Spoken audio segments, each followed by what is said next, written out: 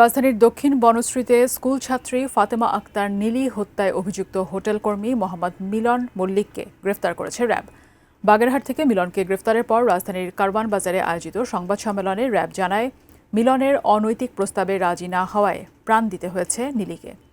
বিস্তারিত রবিউল ইসলাম রবির রিপোর্টে।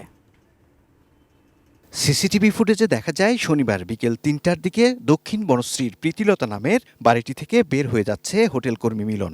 এর কিছুক্ষণ পর নীলির বড় বোন শোভা বাসায় ফিরে নীলিকে রক্তাক্ত অবস্থায় মেঝেতে পড়ে থাকতে দেখেন। দেখি যে আমার বোন এইভাবে কাচুকুচু করে বসা। বিশ্বমানের থার্মিক্স রড, সালাম স্টিল থার্মিক্স, দেশের একমাত্র থার্মিক্স রড। শনিবার কারওয়ানবাজারে সংবাদ সম্মেলনে র্যাব ৩-এর অধিনায়ক জানান, ঘাতক মিলন নিহত নীলির বাবার হোটেলের কর্মচারী ছিলেন। আগের রাতে নীলির সঙ্গে তার বাগবিতণ্ডা হয়। পরদিন দুপুরে নীলিকে বাসায় একা পেয়ে তাকে হত্যা করে বাগেরহাটে পালিয়ে যায় সে।